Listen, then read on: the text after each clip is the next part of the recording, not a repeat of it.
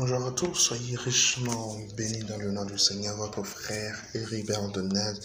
Je suis content de vous retrouver ce matin dans ce temps de partage. Il y a quand même 2 semaines qu'on n'a pas eu de moment ensemble. Cela est essentiellement dû au fait que j'étais pas vraiment au pays. J'étais à Lomé et j'avais quelques soucis de connexion. Donc du coup, j'ai pas pu partager la semaine dernière et la semaine d'avant non plus. Mais là, je suis de retour à Cotonou. D'ailleurs, pour ceux que ça intéresse.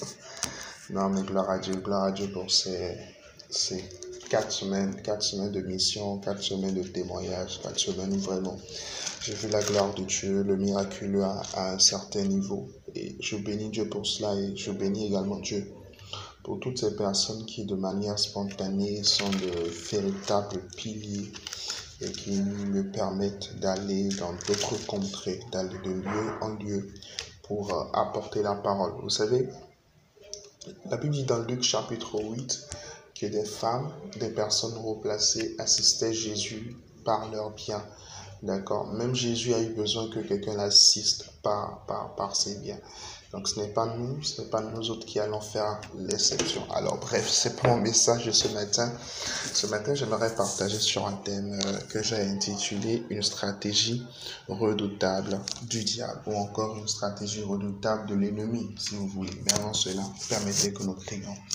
Père, nous te disons merci. Merci pour ce matin. Ta grâce et ta faveur sont manifestées envers nos vies. C'est d'ailleurs cela la preuve que nous sommes encore en vie ce matin. C'est d'ailleurs cela la preuve, du moins cela est la preuve que nous sommes en vie ce matin. Reçois la gloire dans le nom de Jésus.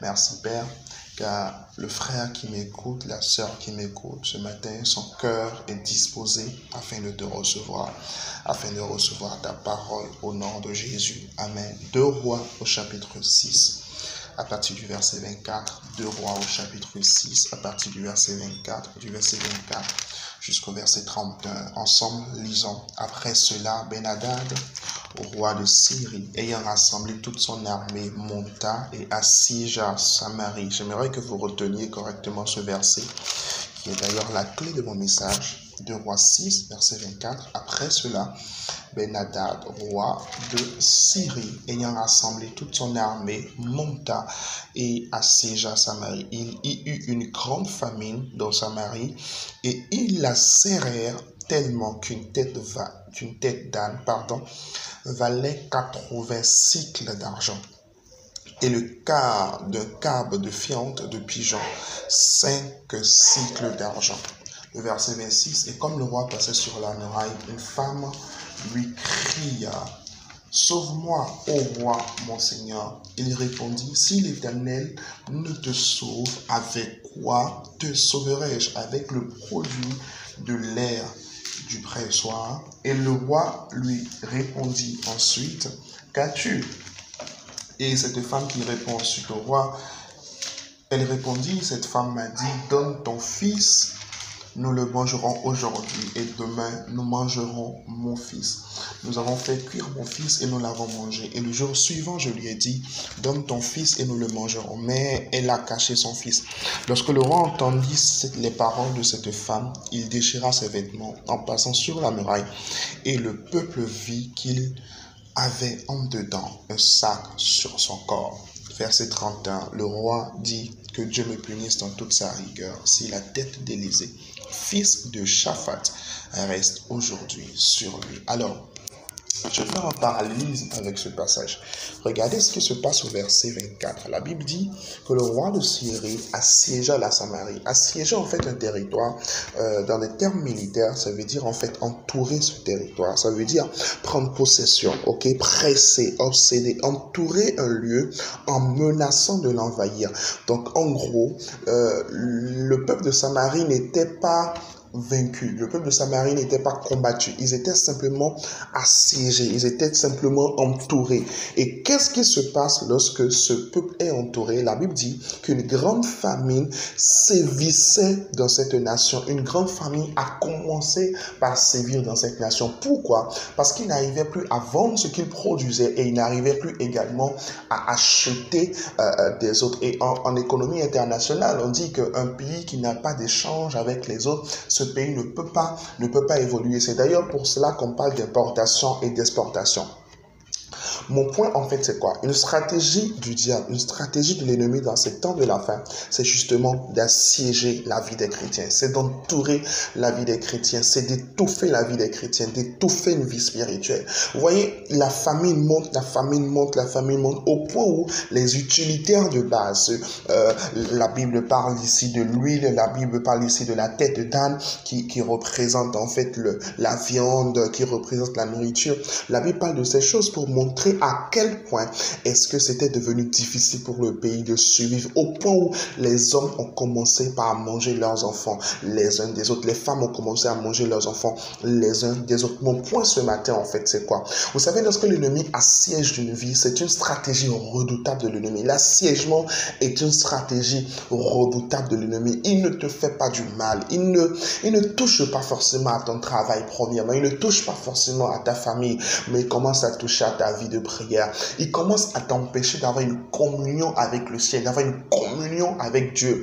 Deuxièmement, il commence à t'empêcher d'avoir une communion avec des hommes et des femmes qui sont saints, des hommes et des femmes qui sont consacrés autour de toi. Il commence à t'isoler, il commence à te mettre à part, il commence à te mettre un peu dans ta bulle, où tu sens que tu es dans ta bulle, tu sens que tu ne t'intéresses plus aux choses spirituelles, tu sens que tu ne t'intéresses plus aux autres. Il commence un peu à t'amener à te focaliser sur toi. Fais attention, tu es en train d'être assiégé. Et le but de cet assiégement, en fait, c'est quoi? C'est que tu t'auto-détruises.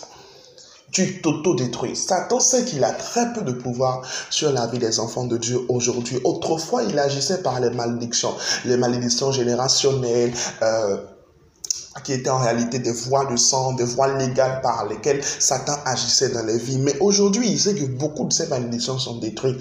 Beaucoup de ces liens sont détruits. Alors, qu'est-ce qu'il fait? Il vient assiéger la vie des chrétiens. Il vient les entourer. Il vient les entourer, les empêcher de prier, les empêcher de méditer la parole, les empêcher de vivre la communion fraternelle, les empêcher de vivre et de s'épanouir dans une église. Pourquoi? Parce qu'il sait qu'en faisant cela, il finira par les pousser à s'auto-détruire eux-mêmes. Il finira par les pousser à faire empêcher le plan de Dieu pour leur vie. Alors, mon point ce matin, c'est quoi? Est-ce que tu sens qu'il y a une forme de lourdeur qui commence à se mettre dans ta vie spirituelle? Est-ce que tu sens qu'il y a une forme de solitude qui commence à s'installer, que la Bible nous recommande de vivre comme des frères et des sœurs?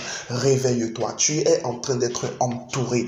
Vous savez, quelqu'un qui quitte la foi ou encore quelqu'un qui vit des difficultés énormes, généralement, ça commence toujours un jour. Ça commence toujours un jour et c'est un processus. Parfois, c'est le résultat de plusieurs années. C'est le résultat de plusieurs mois, de plusieurs semaines sans la prière, de plusieurs jours sans la prière, de plusieurs semaines. Parfois, même le dimanche, tu n'arrives plus à aller à l'église.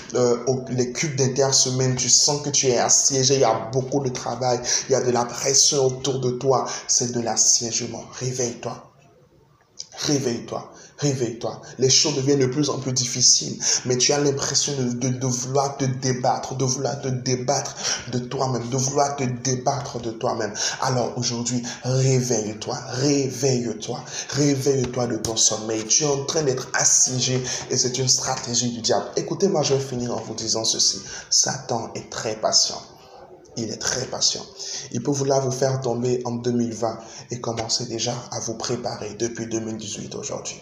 Alors, levez-vous de l'assiégement, levez-vous aujourd'hui, reprenez votre vie spirituelle, faites violence sur vous-même, libérez-vous de l'emprise du sommeil spirituel dans lequel vous êtes et vous verrez que les choses iront beaucoup mieux pour vous. Que Dieu vous bénisse. Nous sommes ce soir pour La famille Winner, c'est pour toutes les personnes qui le veulent. Nous sommes ce soir à Akpakpa pour une réunion de prière, un temps de prière où nous allons aborder le thème comment traverser les moments difficiles. Ce sera à Akpakpa dans l'avant de la pharmacie Minocho. D'accord? À Akpakpa dans l'avant de la pharmacie Minocho. Si vous êtes intéressé, que vous n'êtes pas au niveau de la famille Winners, écrivez-moi ou écrivez un commentaire. Si vous êtes à Cotonou, bien sûr, j'aurai le plaisir de vous rencontrer. Je prendrai le temps de prier pour les personnes à la fin. Et voilà, allez, on se retrouve le soir et que Dieu vous bénisse.